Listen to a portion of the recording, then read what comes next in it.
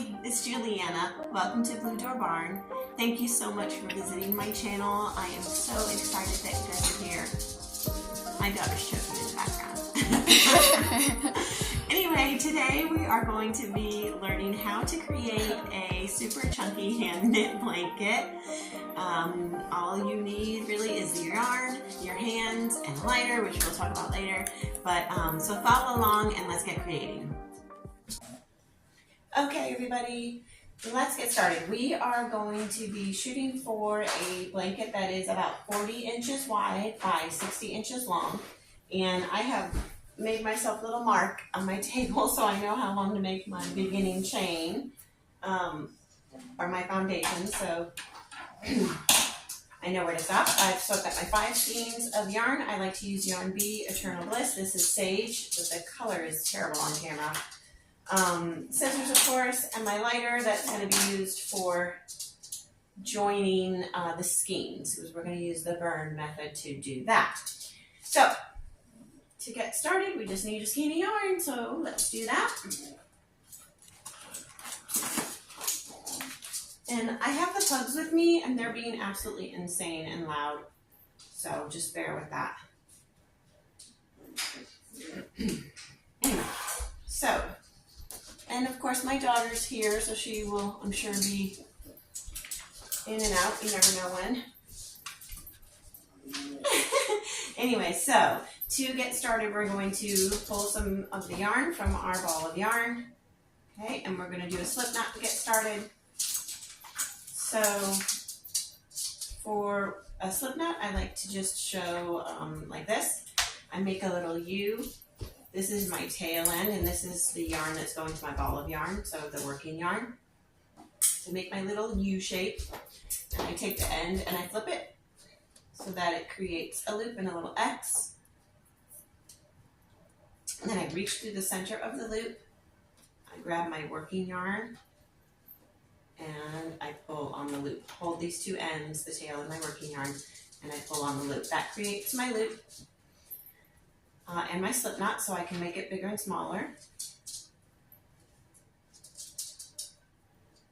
And for this particular project, I like to start off with a bit of a smaller loop. I like the chain, the foundation chain, to be a little bit on the looser side, not super, super tight, so that my blanket doesn't end up super tight, and it will wear your fingers out if you make the stitches really tight. So to start off, we are going to start our foundation chain, basically. To do that, I've got my slip knot here. I'm going to reach through my slip knot, and I'm going to pull up a loop of my working yarn. So here's my working yarn. Reaching through, grabbing the working yarn, and pulling through my loop. So now I have a new loop. I'll reach through again, grab my working yarn, and pull up a loop. And I'm going to continue doing that. And one thing I do want to note is that when I reach through here and I pull through my working yarn, I do it the same direction consistently. So like I pull through and I lay it like this. Not I pull through and I twist it, or I pull through and I twist it. It needs to be consistent so that you get a nice even chain. So again, I'll pull through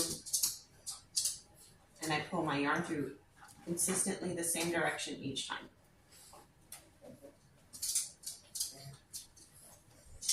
I don't usually count how many stitches because I'm going for a certain length. So I'm just going to reach through, pull through my working yarn, pull up a loop. And I'm going to continue doing that until I get to about 40 inches. Like I said, I marked it on the table.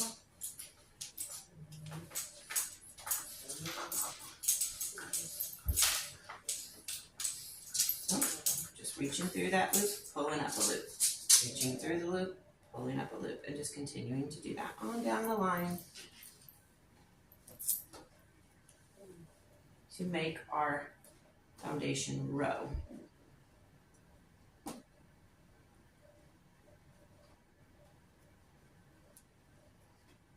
I try to keep them a consistent tension, or so that I can have a clean edge with not a lot of variety in the sides of the stitches. Just keep on going till I get. I know, but my beginning line's all the way over here. So I have to get enough to go from my beginning all the way to my end, so I'm not quite there yet. First, you're just pulling up your skein of yarn as you need it, reaching through, pulling up a loop. Keep on going.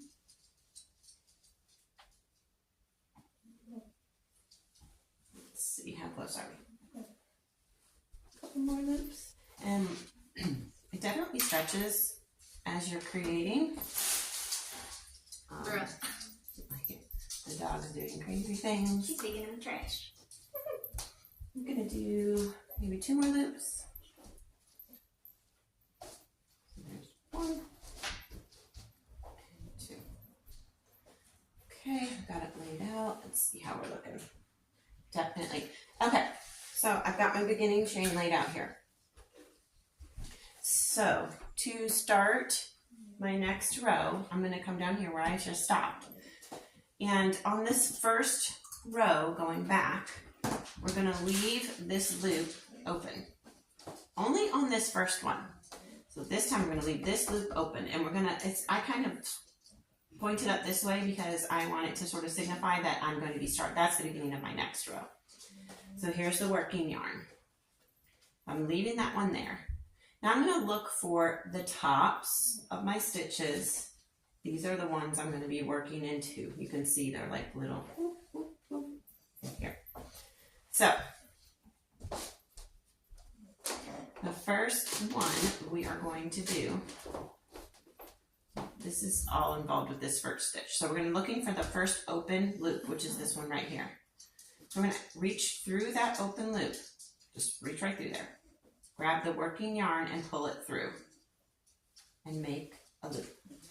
And we're going to pull it up a little bit so that, you know, it has a pretty good sized loop there. I like to make mine a little bit bigger because it does make the blanket a little bit looser. But if you prefer to have a much tighter blanket, you can make these loops smaller. But I will tell you, like I said earlier, it will wear your fingers out for sure. So I'm just going to pull some yarn off of my skein.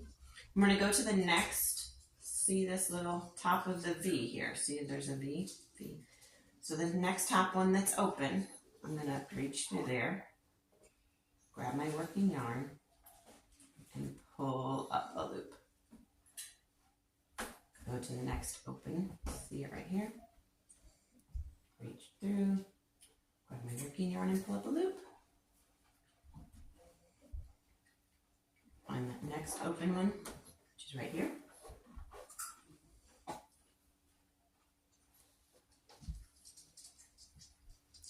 And pull up a loop. We're going to continue working down the row. Each open one from the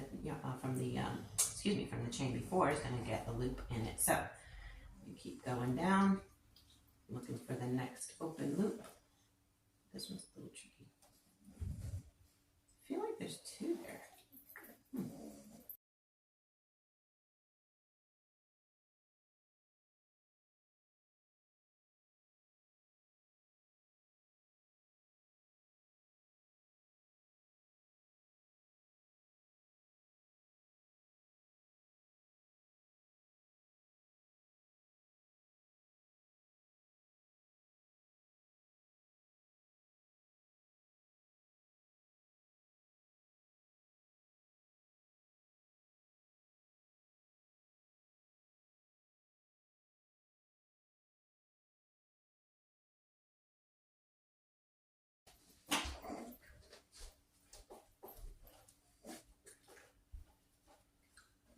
Almost the last one of the row. There we go. All right. So we're going to now go back the other direction. Hello, cat. And to do that, get some yarn out. Okay. We just completed the row. We're here. And we are going to start going the other direction. We're going to reach through this first loop. And this one I do like, when I'm at the edge, I do like to make my loop a little bit smaller. That makes the edge look a little bit cleaner. So I'll make that a little bit smaller. Go reach through, pull up a loop. And again, I like to keep it a bit smaller at the edges because it just looks a lot nicer. Okay, and that is now your first stitch going the other direction. Okay, so you just made this one. You need to go to the very next open loop, which is this one right here. Didn't you tell me to do this before? I did. We're going to reach through, pull up, pull from our working yarn, and pull up a loop. And we're going to keep working down the line. Next one, open one is this one. Reaching through and pulling up a loop. Next one, reaching through and pulling up a loop. Next one, and we're just going to, again, keep working on down the lines.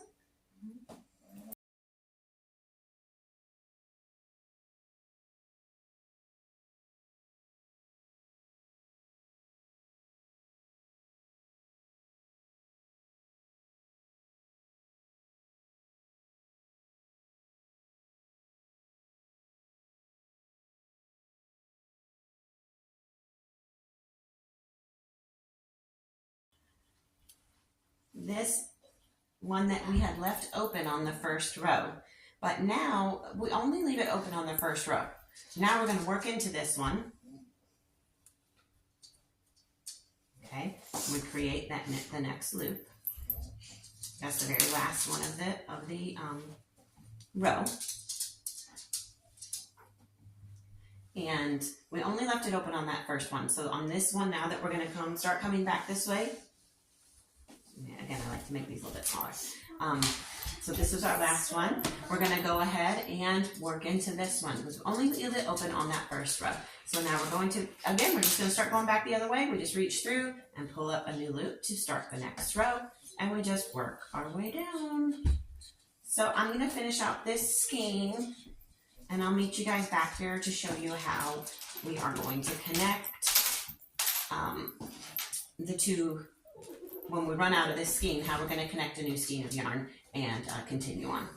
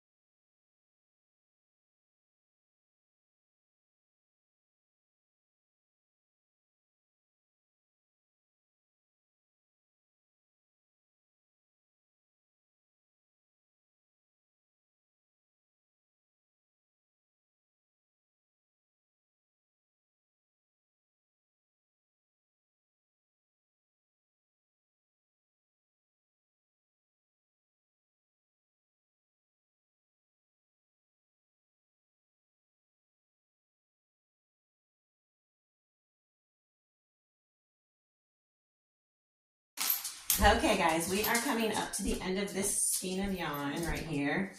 So I'm going to grab a new skein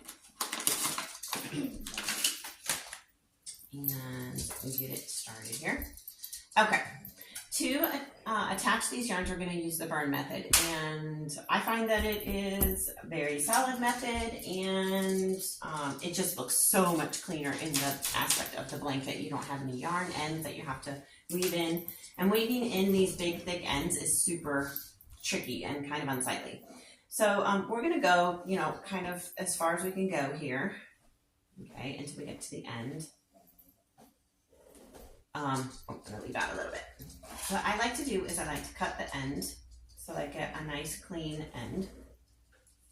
If I had some decent scissors, that would really be helpful. Where are my good scissors? And I like to sort of flare it out. In the middle of this yarn, there's like a solid, or more of a solid little middle part. So we're gonna try to get that sort of flattened out so we can make a nice connection. Excuse me, ma'am, I need my yarn. Here's the one that we're gonna attach, so I'm gonna just cut that bit. Toss it off. Okay, and sort of flatten it out so that we get a nice connection between these two ends of yarn. Okay, then I take my ends together like this. I hold them close together because this is the part where the flame gets involved. Also, don't hold it right over my blanket because that just, I don't know, I just so my luck would something would happen. Okay, all I'm gonna do is burn these ends, like legit light them on fire. I don't know, I wanna see. Okay. Blow it out, stick them together. And hello, this is obviously hot, so be careful, but I like to really smoosh mine together. Typically I don't feel the heat really because the yarn is a barrier, but I'm still being careful. And I pinch them together real good. Oh, geez. Okay, that's a great job. OMG. Don't stop that. I think they're chasing the cat. So, you can see that it's made a real good connection. It's not going anywhere, and as it cools, I really feel like it really melds together super, super well. So that's how I join my yarn. And okay, if you didn't already know about us, we have pugs, and let me tell you, they are very snorty. So our smallest one is Puga. Come here, Puga. Come here. This is Puga, you guys. Are you ready to see her? Here she is. This is Puga. That one's Dahlia. Whoa. But Puga is a very loud, and we call her Snorty McSnort Pants. Okay, bye guys. And then there's Digger. Oh yeah, and then there's Big Diggy. Grumpy Digger. I don't know if you can see him, but there he is. Hi, Digger boy. He's a dull boy. Anyway. Okay, so we've got the yarn connected now. I'm going to continue on to the next open loop and just keep working my blanket. And you'll see how you don't even notice where it was connected. That is the beauty of that method. Because we just keep working on and you can't even tell where the connection was made. So, I'm going to continue on. I've got this next skein that I added. I was going to tell you that, let's see, this is my foundation here, and I've done 1, 2, 3, 4, 5 rows. So for me, when I'm doing about 40 inches wide, I get about 5 rows per skein. So like if you want to do stripes or something, you can kind of figure that out. So that's how many I get. So I'm just going to continue along on this next skein, and I will meet up with you guys when I get a bit further along. I just continued going back and forth and and adding, connecting the skeins of yarn with that very method until I got to the end, or almost to the end, which is where we're at now. So you can see it's quite a bit bigger than it was. And on this side over here, I have some yarn left because we're going to finish off this top edge. So we need to have Finish. the yarn, enough yarn to do that properly. So,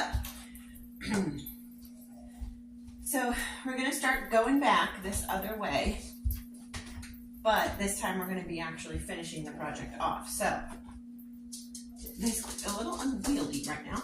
Anyway, so this is the last loop I made, and what we're going to do now It's alright, they're just fine is down there. dogs are fighting.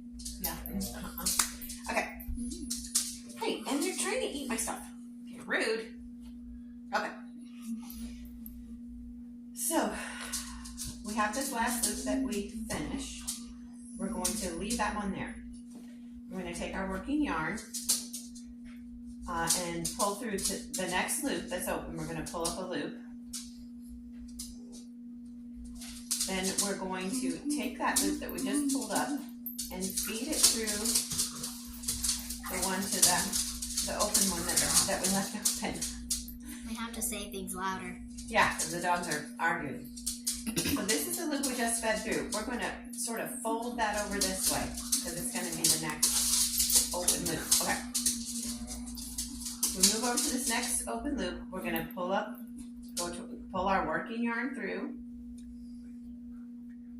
We're going to feed it through this last one that's still open. And we're going to pull it up because it's going to be the next loop to receive a loop. Okay, so we've got that hanging there. We're going to go to the next open loop, reach through, pull up a loop with our working yarn, and then that loop is going to feed through the last loop. And it's going to become the next one ready to receive. We're going to continue doing that down the line. So we'll just pull up a loop, and then the loop we pulled up goes through the last one. See, you can see it's leaving us a nice finished edge. We'll continue that down the line. Pull up a loop, feed it through, and get it ready to receive the next loop.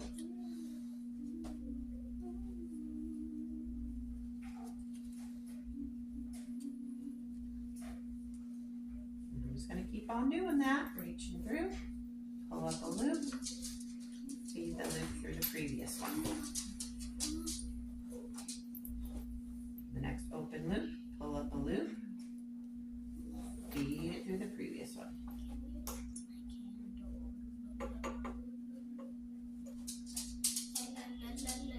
Oops, made that one huge. Okay, feeding it through, getting it ready. Gracious, it's stuck on the end of my table. There we go. Next open loop, pull up a loop, feed it through. Okay, we're just going to keep on doing that down to the end.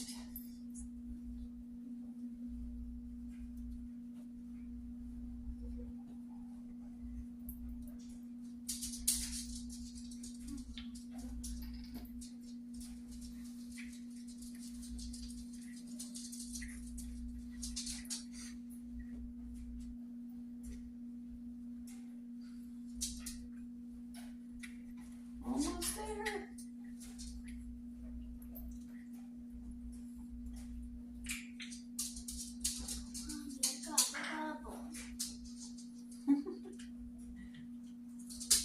I hear Dahlia doing something. What's she doing? I don't know. It's got to be Dahlia. She's the troublemaker one. Who's the sweet one that just sits there and stands there and lets you do anything with her? She'll let you just pick her up whenever you need. Yeah, she'll wear all your crazy outfits and creations. Yep. It's great. Okay, last couple. Last couple. Last couple. Last couple. Okay, pulling up a loop, feeding it into the previous one. Yep.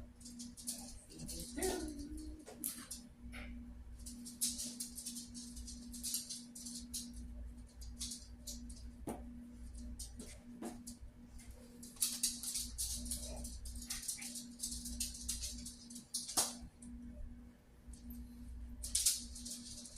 Forgot what I was saying. Pull it up. Feed it through. Okay, and this is the last loop. I'm going to pull the loop up through there. Feed it through the previous one. Now all we're going to do is, see that's our last loop. All we're going to do is reach through there. You could cut the yarn if you wanted to. I'm just going to go ahead and pull all the yarn through. I may have been able to do one more row, but it would have been real close. So I'm just going to go ahead and pull this yarn through, but you could cut the yarn and pull it however you want to do it. Okay, then you just pull and it's going to make a knot. That finishes it off. Then you cut You cut. and Your scissors are over weave here. in the end. Oh, thank you. I don't know where my scissors were. And then weave in the ends, like in this side right here. You can see we have this from the beginning. Just pull it tight. And oh, bubble celebration. And then I usually just weave it through a couple of the ends. And then I usually try to go back, go this way and then come back this way. That bubble And I bounce. just weave it through the stitches so that it's not hanging loose.